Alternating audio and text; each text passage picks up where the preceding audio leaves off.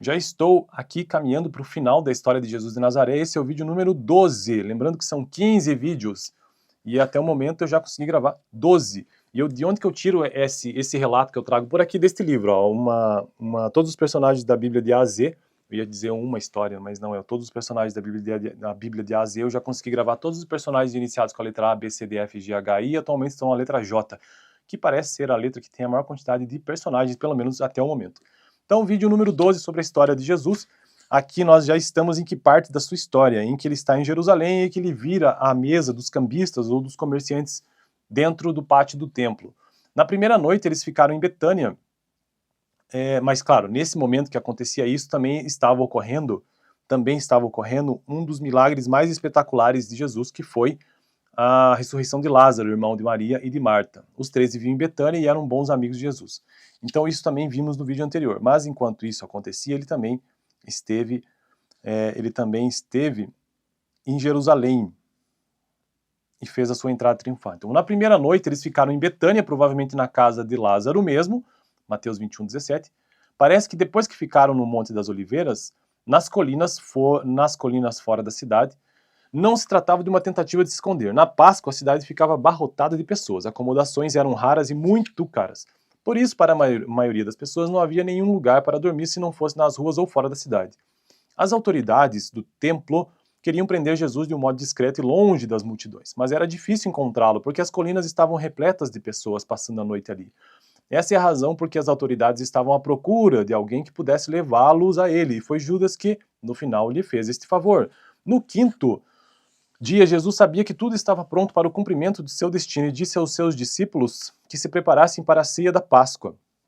Estudiosos discutem se esse foi o verdadeiro Seder da Páscoa, um ritual preparatório, mas isso não altera o significado do que aconteceu ali. Antes da refeição, ele lavou os pés dos discípulos e deu-lhes um novo mandamento que muitos consideram ser o 11º mandamento, entre aspas. Um novo mandamento lhes dou: amem-se uns aos outros, porque eu os amei. Como eu os amei, vocês devem amar uns aos outros. Fecha aspas. João, capítulo 13, 34.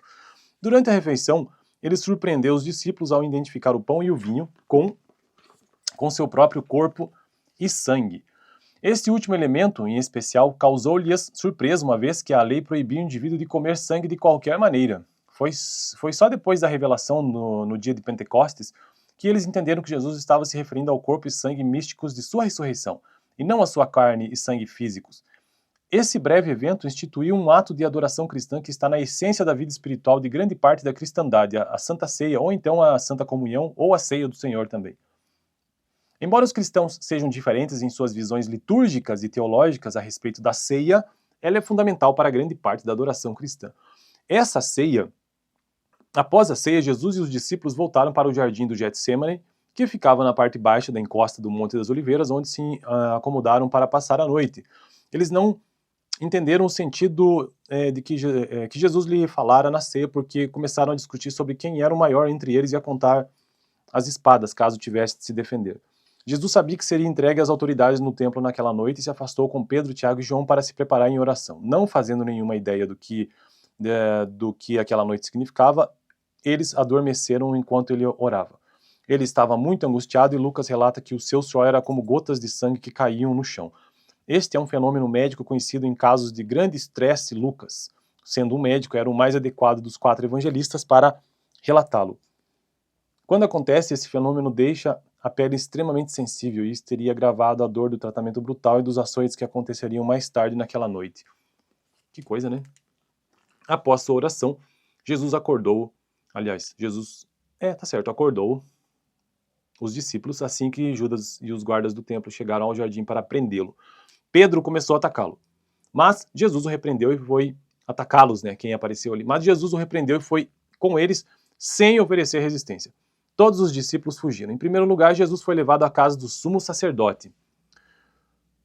Enquanto ele estava lá, Pedro, com Jesus, havia pronunciado na ceia, negou 3 vezes que o conhecia. Os guardas maltrataram e humilharam Jesus e ele foi examinado pelos oficiais do templo e declarado culpado de blasfêmia. Ao amanhecer, levaram-no ao procurador romano Pôncio Pilatos, o único que tinha autoridade legal para punir Jesus.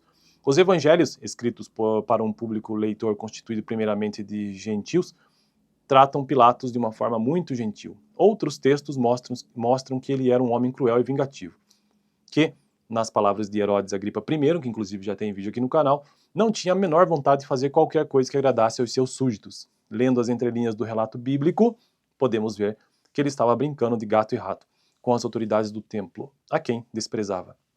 Ele não estava nem um pouco interessado em saber o que havia acontecido com Jesus. É provável que os escritores, que certamente sabiam que tipo de homem era Pilatos, não tenham visto sentido em desagradar os romanos ao falarem mal de uma autoridade. Bom, então eu fico por aqui no próximo vídeo, parte número 13, sobre a história de Jesus, lembrando que são 15 vídeos, pelo menos. Valeu!